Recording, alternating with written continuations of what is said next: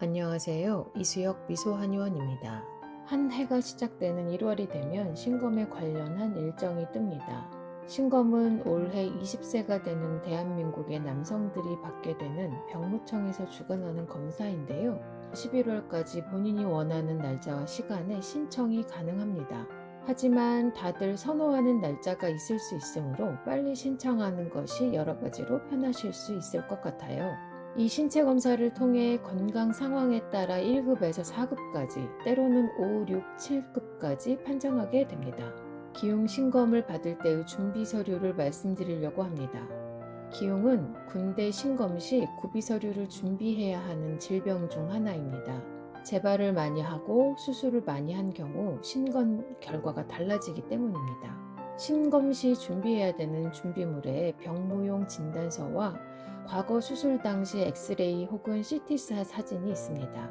산소치료나 흉관 삽입술만 받은 경우에는 특별히 준비할 필요는 없는 것 같고 수술을 받은 적이 있는 경우에 해당하는 상황인 것 같습니다. 병무용 진단서는 수술을 받았던 병원에서 받을 수 있고요. 신검 받기 전 3개월 이내에 발급받으셔야 한다고 적혀 있네요. 또한 병원 방문 전 반명함 사진 2장을 가지고 가셔야 바로 병무용 진단서를 받으실 수 있습니다. 기흉의 신검 판정 기준을 말씀드리려고 합니다. 기흉으로 병원 진료를 받으신 적이 있는 분들의 경우에 나는 신검에서 몇 급이 나오는가에 대해 많이 궁금해 하십니다. 상당히 다양한 케이스들이 있으실 수 있기 때문에 그 상황만으로 기흉 병력이 군대 몇 급으로 판정될 것이다 단언하기 어려운 것이 사실입니다.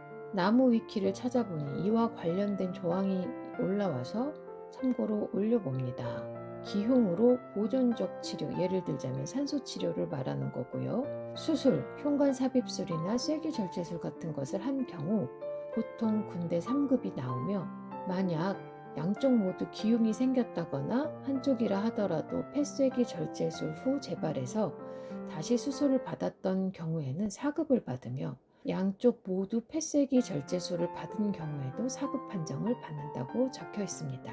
신검 판정 기준은 이러하지만 환자분의 현재 상태와 그때의 사회적 상황에 따라 조금씩 변동이 있다고도 합니다. 결론적으로 말씀드려보면 기흉에 여러 번 걸렸다 하더라도 병역 면제를 받는 것은 아니고요. 3급에서 4급을 받는 경우가 대부분입니다. 4급을 받았다 하더라도 면제가 아니라 사회복무요원으로 일정 시간 근무하게 됩니다. 신검받는 시점에 기흉이나 혈흉이 진행 중이라면 군대 7급 판정 받는 경우도 있는 것 같습니다만, 7급의 경우 6개월 정도 치료받은 후 다시 재검을 받는 경우로 군 면제 케이스가 아닙니다.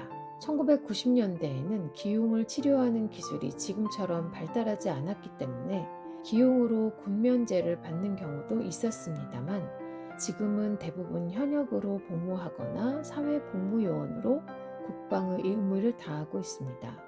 지금까지 기흉 기왕력이 있는 분들이 신검 시 필요한 준비물들과 신검 후 군대 결과가 어떻게 나오는지에 대해 한번 알아보았습니다.